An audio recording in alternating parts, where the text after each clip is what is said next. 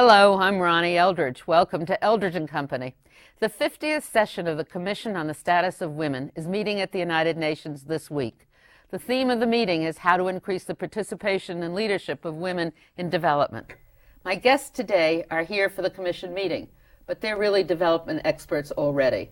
Mily Trevino-Sauceda of the Organization of Farmworker Women Leaders in California, and Shirley Sherrod is the Georgia Director of the Federation of Southern Cooperatives Land Assistance Fund. That is a big mouthful, both of you.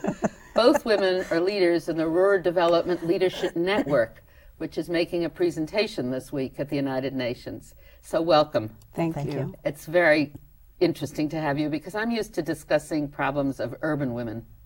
And you guys are representing, you women are representing rural women. Do you,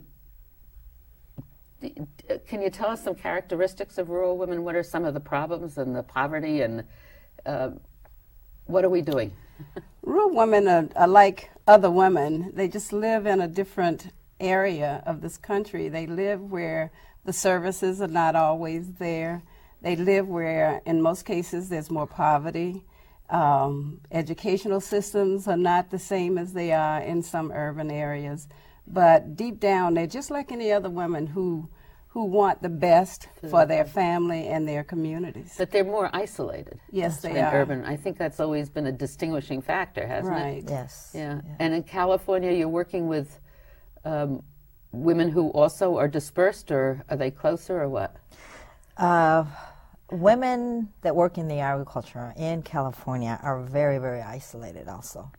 Rural. And as Shirley was sharing, we're like any other women, Right.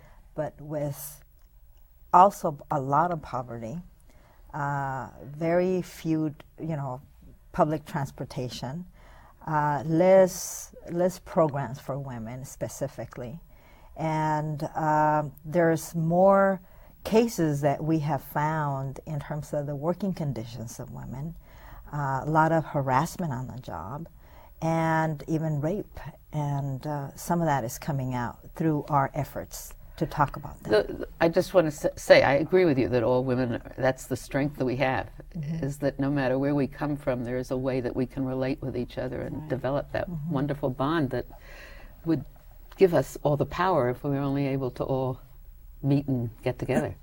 But that's what you try to do over at the UN, I guess, and with the leadership, with this Rural Leadership Network that you both belong to, because that pulls all your groups together. Right. Yeah. Many representatives from the various groups we are a part of. One great thing about this network is that you have the opportunity to interact with women of other cultures. Without this network, I would not have known Mily and many others. I can relate to Native American women, to Hispanic women, to Asian women, to white women. So it's truly multicultural. Yes, it is. A great experience. So you work with farmers and you work with farm workers. Yes. Your women don't own farms. No. In its majority, no. We do have some small farmers that are members, but very, very few, maybe 2% of our membership. And are the women that you work with members of the union? Some of them are members of the union. Many are new immigrants, and but California is very well known in the agricultural areas of the United Farm Workers. Yes. Yeah. Well, tell us what you do. I mean, what is the mission, and how do you go about doing it? The mission of Líderes Campesinas, which is that's the name, the original name, which means Farmworker Women Leaders, is to ensure the rights, the human rights of farmworker women and their families. And how we do it is that we believe that farmworker women are capable, they're smart, very intelligent. Lack of opportunities did not give them the space so that they could go to school and, get a better condition in terms of their home, their education, etc. So what we do is provide a lot of training around health issues, so that, because we believe in terms of our culture, the majority of the farmworker women that are a part of the membership are Mexicans. So in terms of our culture, we know that everything is around family. And so if you make sure that women are very well informed, better decisions are made. So through that, we mobilize our community. We give the information, we train the women, we enhance their leadership, and what they do is talk to their sisters, their mothers, their daughters, their aunties, their grandmothers, and it spreads like a ripple effect. So are they migrant workers? Do they go back to Mexico, or are they permanently living here now? It's a mixture. And when you talk about families, what is the family unit?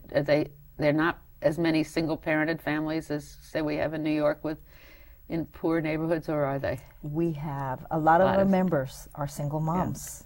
Yeah. A lot of our members are single moms. I'm a single mom myself. Yeah. As I was sharing earlier, I started working when I was 8 years old.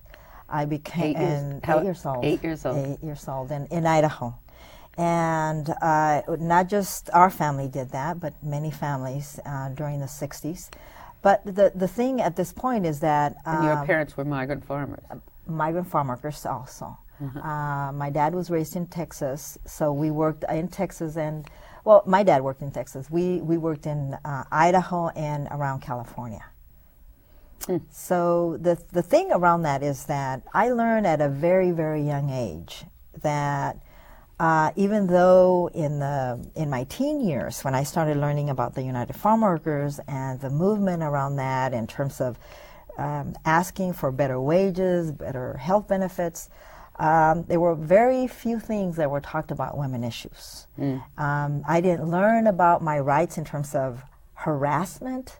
I had a lot of harassment I was in my teen years, and I didn't know that I had rights around that until later when I became more of an adult and I started working for legal services. I said, wow, there were many, many times I was lucky I was only harassed. I knew women that were not just harassed, they were raped, and we were blamed at most of the time for that. It was very hard. Yes. And Shirley, your organization, though, is not exclusively with women, is it? That's true. Right. You assist farmers. Yes. Well, with black farmers, we at one point had quite a bit of farmland.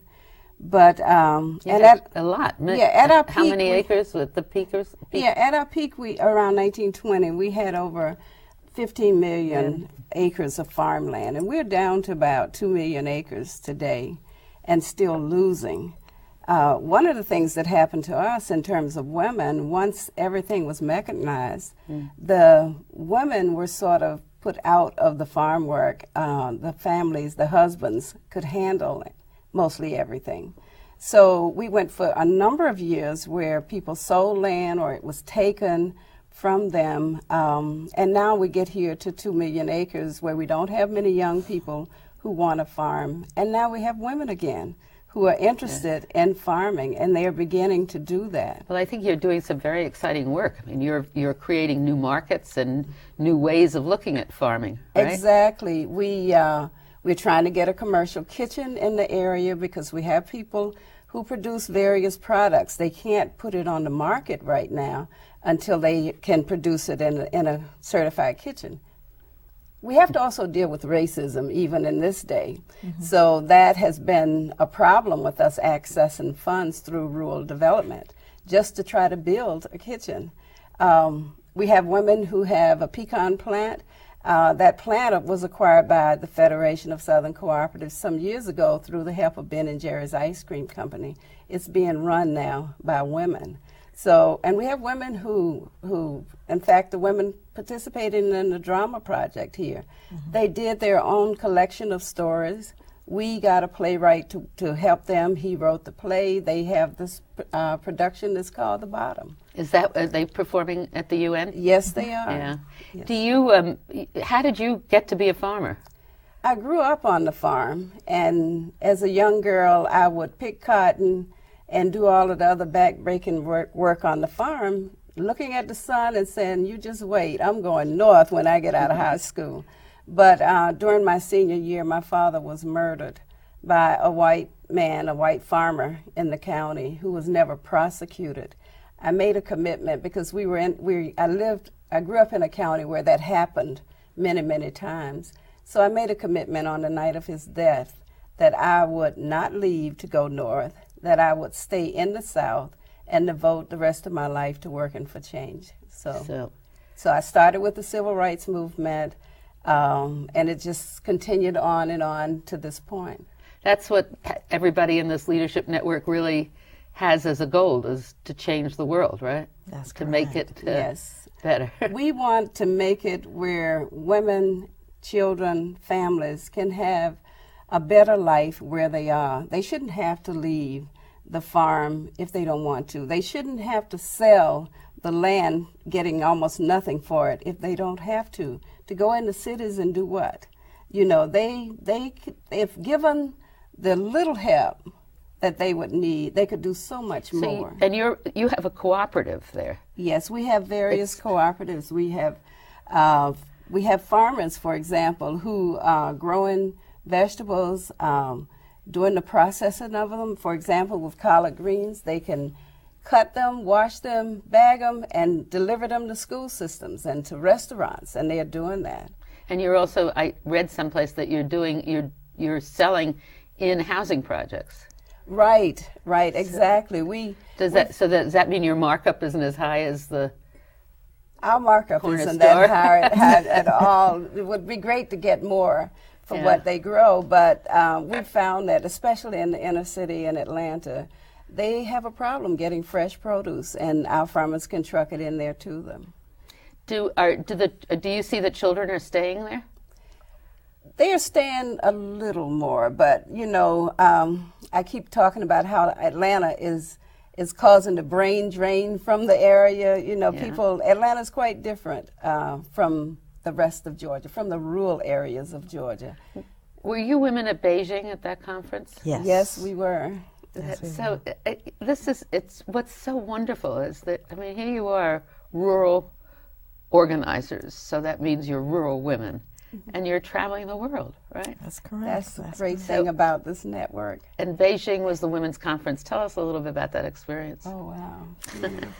Well, when we were able to be part of several presentations, and I remember that our main goal was to talk to women there at the conference and share with them that the United States has a lot to offer to people in this country.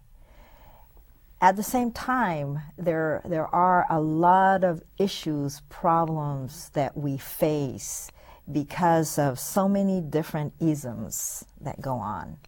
And when we talked about our issues in the rural areas, it dealt with not only the workplace, the domestic violence, the issues of racism, and how many times we were promised certain wages and then we would end up not getting that, and how farm workers are the ones that get paid the least than any other work. For example, you work any place, after 8 hours, it's overtime. Farm workers have to work 10 or more hours a day to get overtime. They have to work more than 60 hours to get overtime. Well, who sets that regulation or rule? Does the United Farm Workers Union negotiate a contract? And if you belong to that union, do you have the same hours? When you negotiate contract, it all depends on the contract you've negotiated, but there's better wages, that's for sure. Right. You're allowed to get at least better health benefits, better treatment, and at the same time, the health benefits. But it all depends. There are some contracts that we as organizers, and my dad being one that worked for the United Farm Workers for 6 years, were able to get the company to pay overtime after 8 hours, but many of them don't. Shirley, you talked about, I would love to hear how you felt about the Beijing conference, but I also wanted to know, when you said it was difficult to get money, what you meant by that.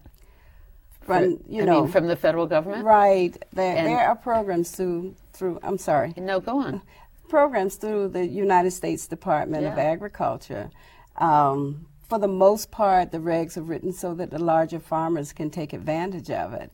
And even for programs that are there for smaller farmers like us, for the most part, you have white people who are making those decisions. In our case, we applied for the $99,900 for the commercial kitchen last year. Someone from the State Office of Rural Development called me and said, "This is such a great proposal," and just talked for some time about the proposal, and said, "We didn't fund it from the state level, but we're sending it to Washington, and we're certain it will be funded there." About a week before it should have gone to Washington, they called me and said, "Well, it wasn't so good. There were two that were better." So we didn't even get the chance at the Washington level. And what do your local public officials have to say? Not much. So do you get involved in political action? From time to time, I do, yes. Because that would be important, I guess. I hate to hear when the political system, it doesn't work so often and so much that it's getting to be. One of the things we are trying to train the women to do policy work. So that's something, if we can help women to understand at the county level and do the work there, and at the state level and then the national level, we can try to force more change. Did you meet people who are doing similar work to yours from other parts of the world? Certainly, yes, yes. Women from Africa, I'm always impressed with them and how strong they are, and our women had a chance to talk to some of them and learn. I'll never forget, I was a little late getting to one of the workshops we did during the conference, and there was one of the women from South Georgia there talking, and I said, when I went back to Georgia, I said, there she was talking to an international audience. That's so great. It is. So how long did that wonderment last? Still? Yes. And it gets refueled when you come to the United Nations and do things like you're doing now? Right. So what's happening at the session? Are you going to some of these sessions, or are you making your presentation? Well, we have a workshop later today that some of our representatives are doing, and we are trying to sit in on some of the other sessions. Although we had a rough time this morning because there was no translation, and the women from Mily's group really needed that. Yeah, that's not very good. The network that you're members of, that provides an education, doesn't it? Oh, yes. So let's talk about that and what happens to women.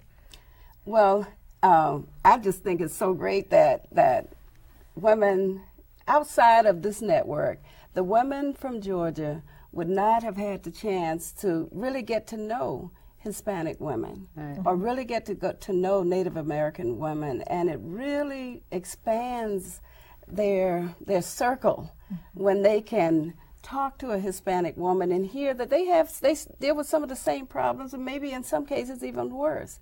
Or to talk to a Native American. Down where I live, where I grew up, there are a few Hispanic children in the school system, and the superintendent was trying to tell the Board of Education, well, they don't care about their children like we do, and when they get sick, they won't take them to the doctor. And so to have these women become a part of a network so that they can learn that it's different is just so important. Yes, it is. And what kind of educational benefits do you get from this network? You can earn degrees, right? Yes, that's right. Yes. Aside from doing all this exchange, which is very, very rich, it helped us actually that the Rural Leadership Development Network helped me understand that working outside my own box it's much better because of the situation of farmworker women in California. It was very, very hard for us to see outside. But then becoming involved with RDLN, I learned that RDLN provides the opportunity to get degrees. There's an agreement between Antioch University in Ohio and UC Davis for that, and they're just different degrees. And I was encountered by Starry Kruger, the president of this national organization, national network, and she offered this. I was going to a traditional school, and I learned that you know, I was barely organizing. This is the 1992, and I was barely organizing Farmworker women to become a statewide effort. And I didn't even think we were going to become but a project. And through watching how women like Shirley, women like Nancy, women like many other women that have been part of the encounters that we've had, that you can form and you can become an own entity and then from there work from there. And it pushed me to realize that getting a bachelor's degree, which I ended up doing it more of a traditional way, and right now I'm working on doing my master's, but really strengthened my skills in different ways of organizing and working around just looking or focusing this way. It was watching what and listening to how many different issues women face in not only here in the United States, but going to, we also went to South Africa to the international that forum on, you know, around racism. And we've done many other conferences where, you know, it's very enhancing. We learned that at a very young age that we could organize because we had dignity, and we organized ensuring human rights, but enhancing our skills by watching how women do co-ops, how women really fight government when government is really not representing. It just builds up your confidence and your courage. It does. It gives you a whole feeling that you've got an army with you, right? That's right. And it's a very great sharing kind of thing. I think it is the strength of it. Do you find that racism and sexism are together?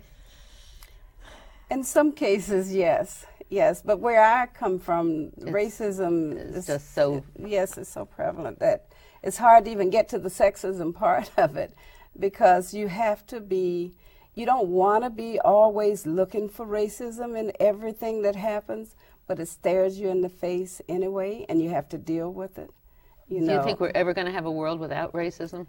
I'm beginning to think we won't, because at one point I thought we were moving in a different direction, and then they seem to be going backwards for us. You know, rights are being taken away, rights that we fought so hard for. Well, what about voting, for instance? That kind of thing.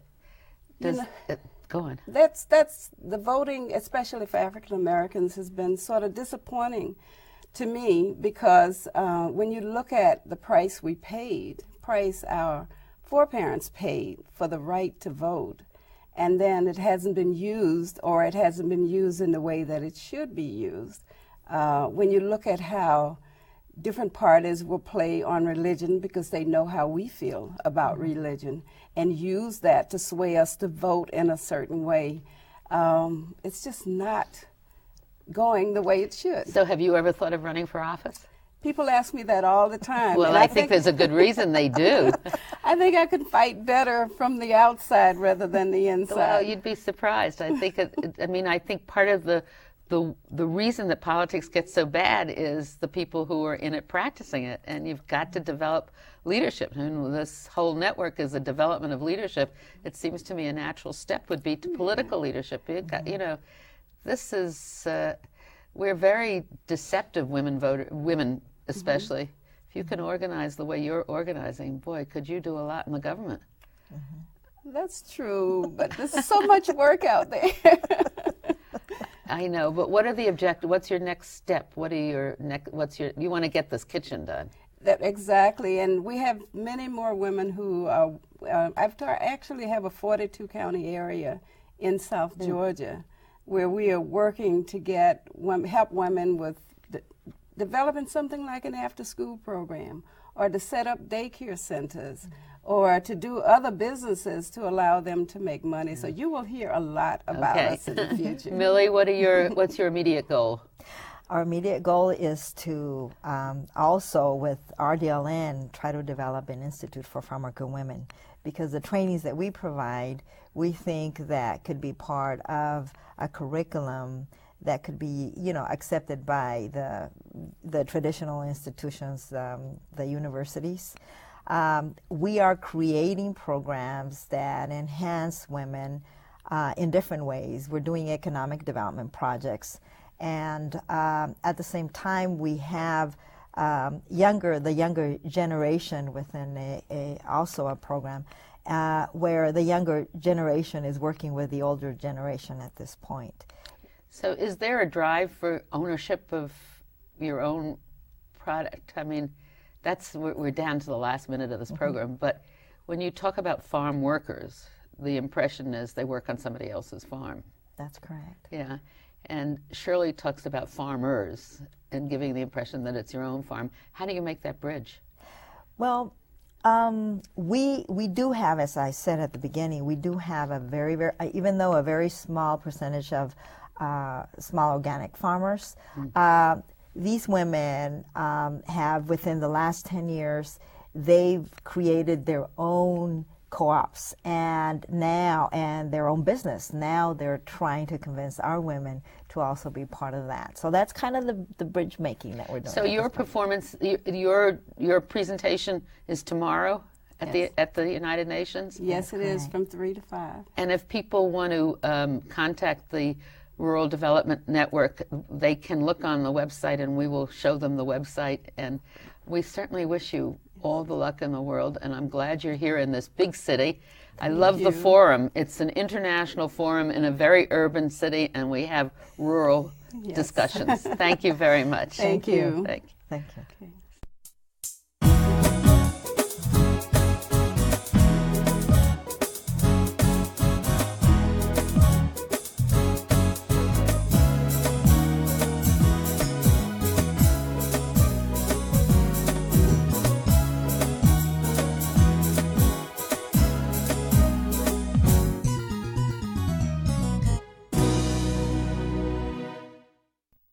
If there are any people you'd like to hear and topics you'd like us to explore, please let me know.